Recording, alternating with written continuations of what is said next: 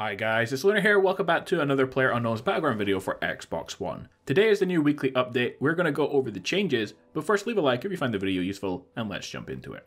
Weekly update number 7 is here. It's not a huge update, but does make some interesting changes. First, a small message from Bluehole to go with it. We're now serving up chicken dinners to over 4 million players on Xbox. Thank you for the continued support. We truly value the feedback from across the community. We have a few minor updates to gameplay this week alongside bug fixes and performance tweaks. So guys, here is the list of changes to the game in the current update number 7. Gameplay. This update is all about modifiers to vehicle. It further modifies the damage players can inflict on vehicles and increases areas of vulnerability for vehicles. And this includes increased damage to the vehicle body and significant damage to the wheels when targeted with gunfire. So if you're shooting at a vehicle, the wheels are now probably the most vulnerable place to target. Increased vehicle damage when successfully targeted with a grenade. Cars are much more likely to take bigger damage from grenade blasts. Both driver and passenger will suffer increased injuries from crashing into objects other than vehicles, and that is in the Dacia, the UAZ, and the buggy. Finally, there is a slight reduction to player damage when being struck by a vehicle. So if you've had an issue with vehicles before, you're still upset about the current vehicle meta, I personally have no issues with it, I never really did.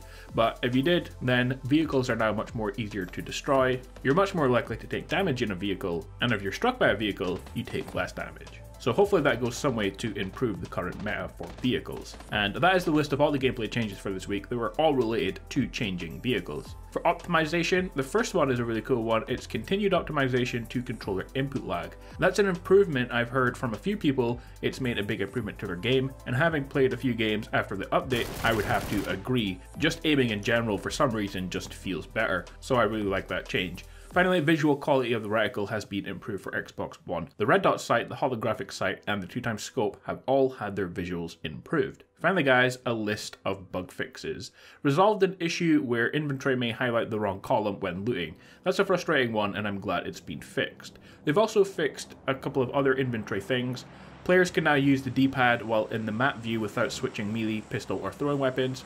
And also they fixed it so when removing the marker from your map when pressing Y, you'll no longer switch primary or secondary weapons. Again, that's a very nice change. The sensitivity setting for the force scope is now also applied to the permanent scope on the VSS, and that's a really cool one because the VSS is already powerful, but now you should have much more accurate aiming when you're scoping as you can apply the correct sensitivity. With this update, auto run is also disabled when aiming down your sights now. And finally, fixed an issue where the crosshair is not correctly displayed after player reconnect to a game session after they disconnect. And that is a full list of changes to the game this week. It's not a huge update, makes some nice bug fixes.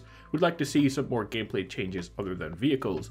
But the improvements to the input lag is definitely one I really enjoyed in this update, and I think it has made a big improvement to the game. But I'm interested to hear from you guys what you think on this update and whether you agree that your aiming is improved. Finally, if you install the update, it's 3.5 gigabytes, and remember, if you don't have the 0.5.30.5 version, or that same version without the 0.5 at the end, then try reinstalling the entire game. It shouldn't affect any of your saves. Anyway, as always, I hope you enjoyed today's video. Be sure to leave a like below, guys. The support is greatly appreciated on the channel, so that would be really awesome. Subscribe if you're new around for similar videos to this one, and I will catch you guys next time with a brand new video. Peace out.